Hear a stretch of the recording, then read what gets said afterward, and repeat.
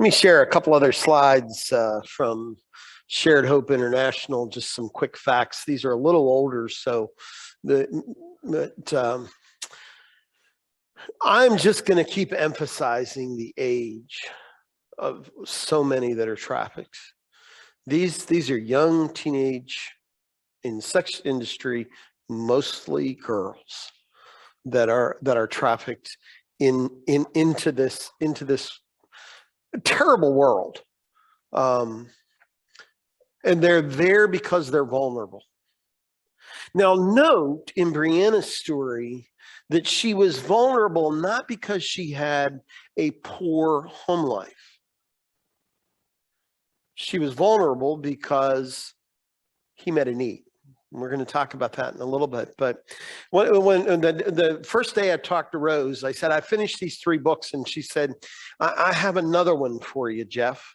She said, you want to read The Slave Across the Street by Teresa Flores. And she said she was actually in Erie. I heard her speak. And so I ordered that book and I got it and I couldn't put it down. And one of the reasons I couldn't put it down was because she's this story. She was a sophomore in high school.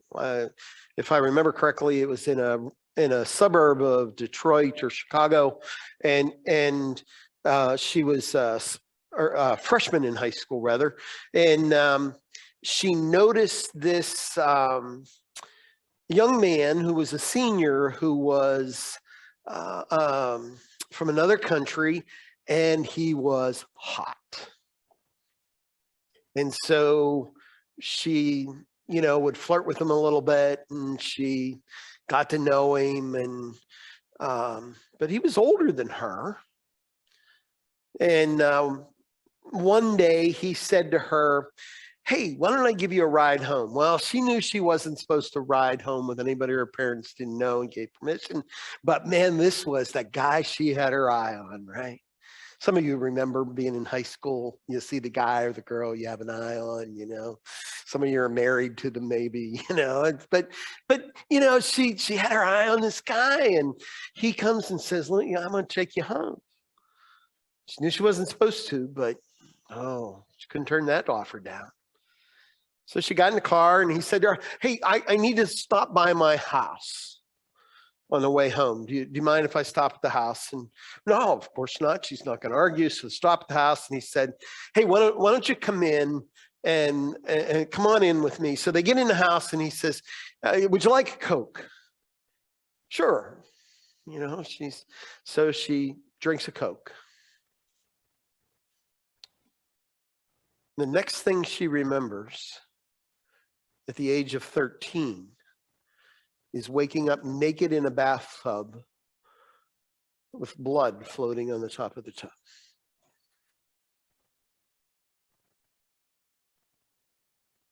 She doesn't remember, but she had repeatedly been raped. Eventually, she got up, found some clothes, and he drove her home. I wish that ended the story.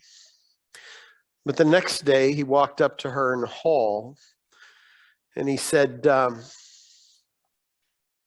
hey, I didn't know it, but my brother took pictures of us.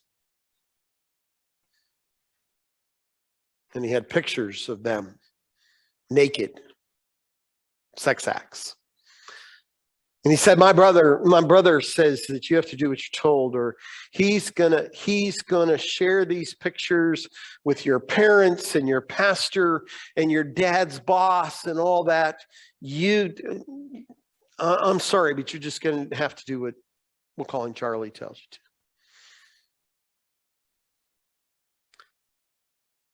to. So one night at 1 o'clock in the morning, the phone rings. The cell phone he provided. And this kid picks her up and drives her to a house where there's 5 or 6 men. They give her some drugs, and she's repeatedly raped. I'd like to tell you the story ends there. But for the next 2 years, that becomes her life. And she's threatened that if she tells, they will go get her little brother or her little sister, and that they will kill her family. And she becomes the guy that she thought was so hot, comes in his car, picks her up. She leaves in her nightgown. She slips out of the house, meets him. He drives her to a house where she services men. And then he picks her up and drives her home. Why didn't she leave? Actually, at one point, she had a chance to leave. One night, she was beaten so badly by one of these clients that she was thrown out in the street and left for dead. Outside of a convenience store, I think it was. An ambulance was called. The police were called. And they thought they knew what was going on. They had a track on the guy. And the police drove her home. But she wouldn't tell because she was afraid. And that was her life until her dad was transferred to New York, and she got in a car and left. This is her story. Slave across the street. Here's the thing. By day, she was a student. She did what she was told, but oftentimes she spent the whole night as a sex slave because she was afraid.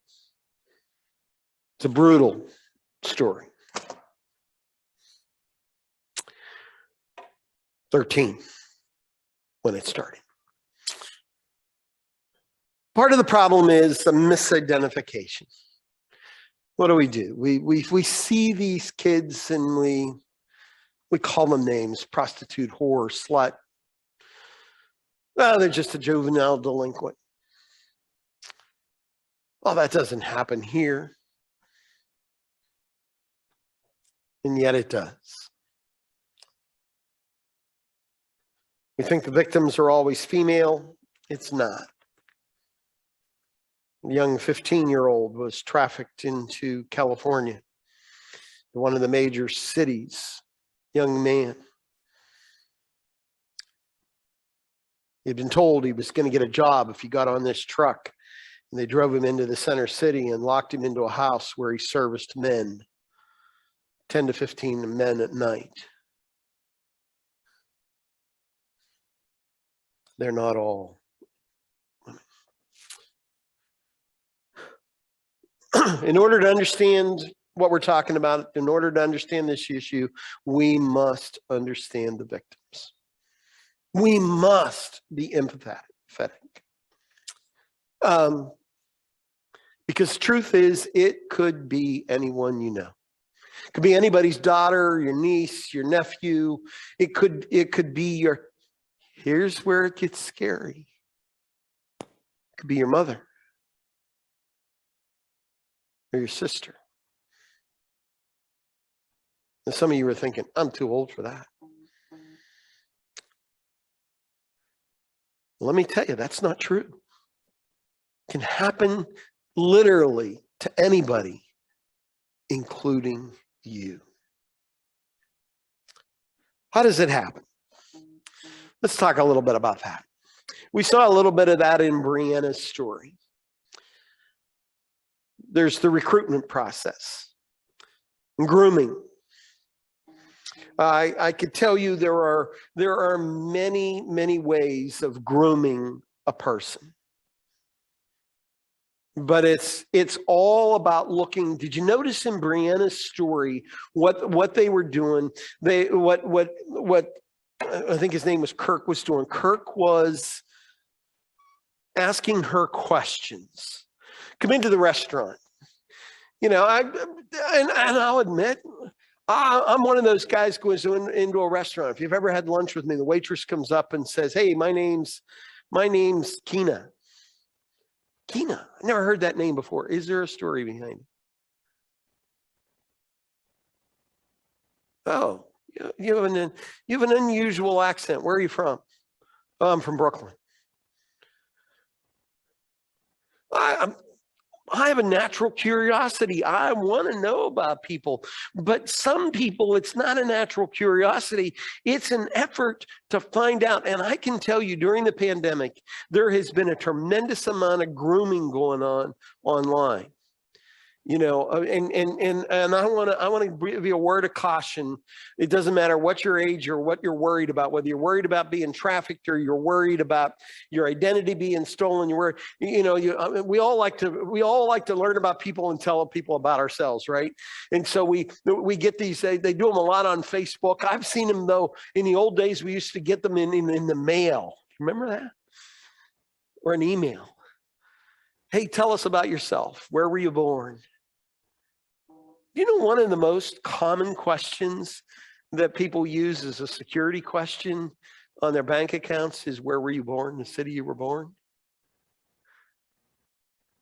And you put that out there when you answer that kind of question. In Brianna's case, she was a waitress.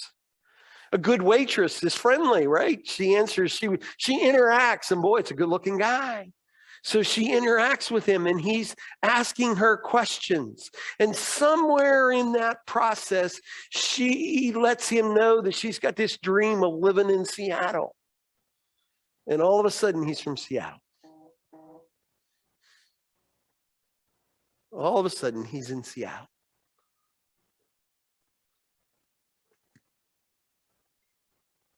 And one day he says, hey, I'm from Seattle. Oh, I want to live there.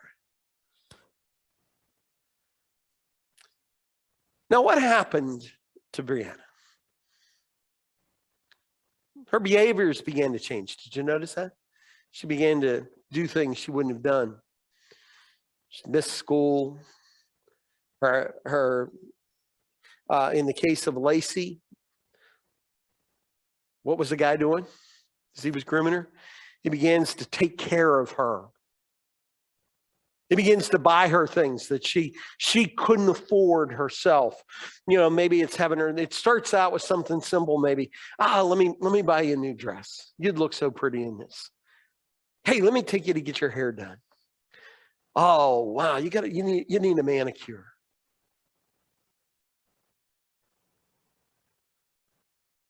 Changes in lifestyle. Somebody's got money and you don't know where it's coming from. And I'm not talking about just parents. Parents need to be aware, but we all need to be aware. If somebody starts showing up in church or in our office, and this young person, or even, when I say young, young for me is anybody under 60 now, right?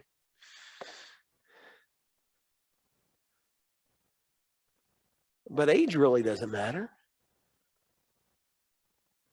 Now, all of a sudden, they have money that doesn't, where's it coming from? Where's those gifts coming from? Why are they getting them? And the classic is the new boyfriend. Now, that's the most common grooming method. I want to be your boyfriend. It's a very interesting book. I actually read it twice last year. It's called Somebody's Daughter: The Hidden Story of America's Prostituted Children and the Battle to Save Them. And the two key characters are a young girl from New Jersey that was trafficked and literally bounced around the world. New York City, Los Angeles, New Jersey, was in Atlantic City, all these different places. And she would end up being a key to taking down one of the largest pimps. Pimp is the businessman, you know that? That's what it is. Professional. He sells people, sells women.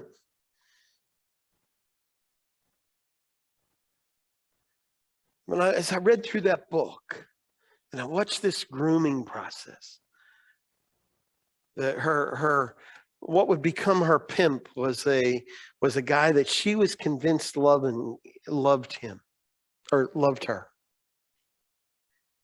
And really all he was doing was grooming her to put her on the market. The part of that process is to begin isolating them, to begin moving them away from their old world, to move them into some new place. And so they move.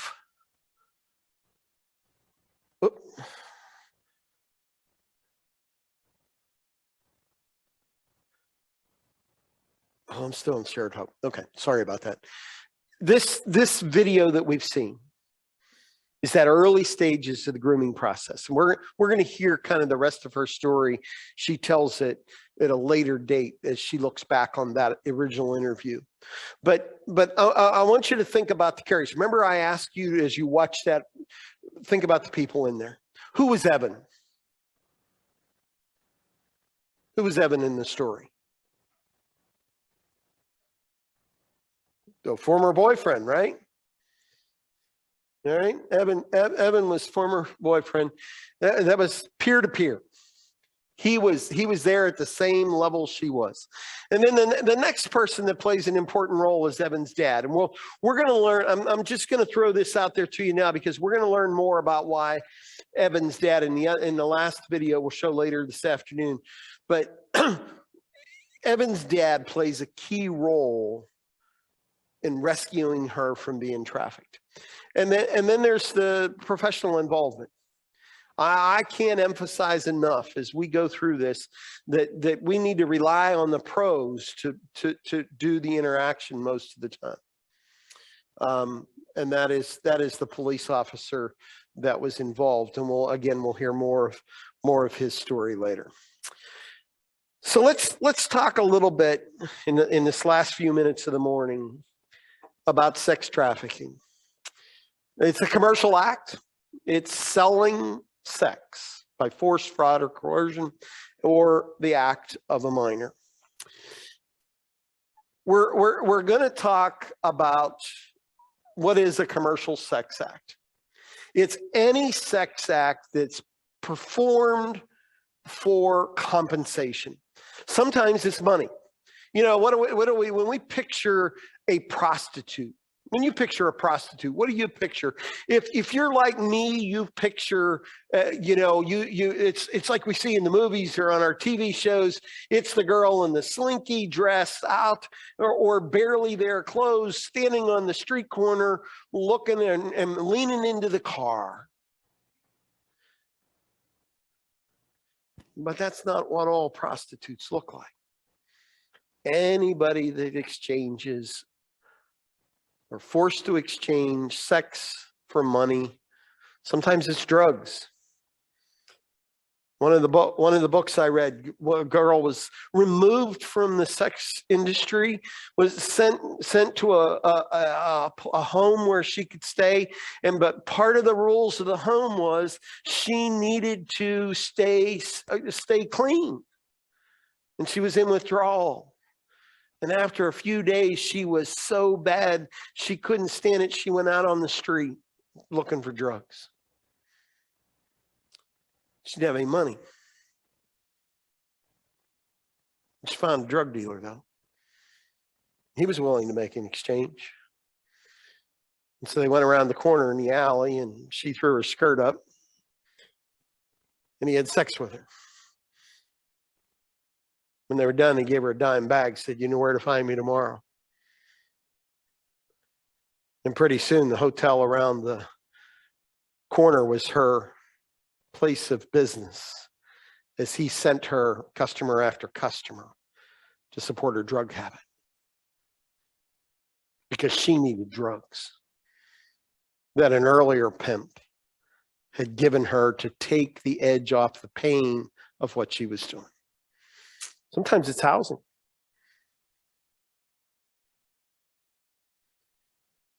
We're going to talk about homelessness today. We're going to, if you're homeless, what does it mean to be homeless? It means you don't have a place that you can call, a place you can sleep. We'll talk about that in a little bit, but sometimes we leave And where do pimps pick up? Where pimps or the recruiters go? They're in bus stations and places like that. These kids run away, or they're trying to escape from something back home, and there's people always watching for them, saying, "Where can I get a place to sleep tonight? Hey, I can give you. Let me buy you a hot meal. I got a place for you to sleep. Let me take care of you." And then I have a way you can take care of me. Our victims trafficked, force, fraud, force, fraud, and coercion. The sex industry, it is rampant.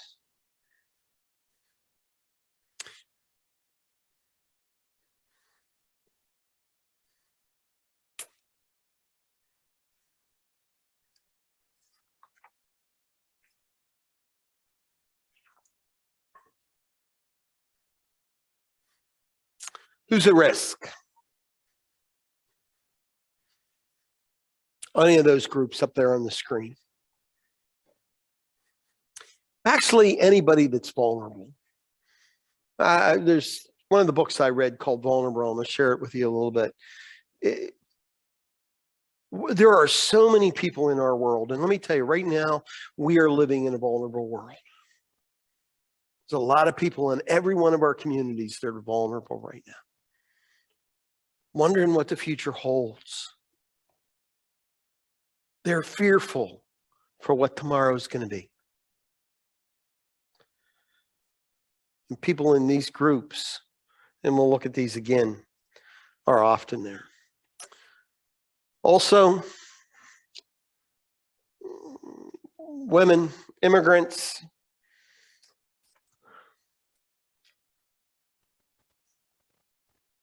minors. Boy, minors are so easy to recruit. And we think, well, that's normal. It's true, isn't it?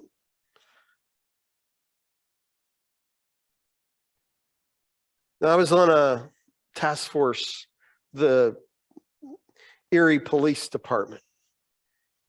It was interesting to listen to an interaction between one of the advocates for the kids and a police officer, chief.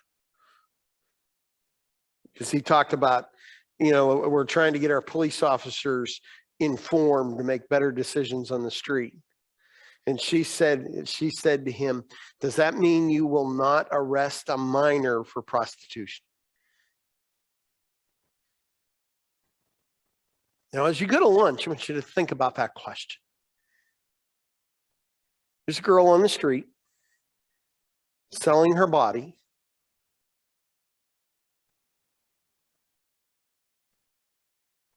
"10 to 15 times a night. And she's arrested. Can you be empathetic? Can you put yourself in her shoes? Should she be arrested? She's 15 years old. Left a bad situation at home where her stepdad was raping her.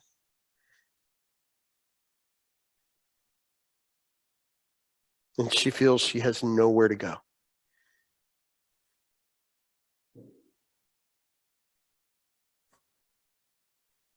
The advocate would say no. But the police officer couldn't say, "I won't charge her." I want you to think about that as we go to lunch. And we'll pick it up there.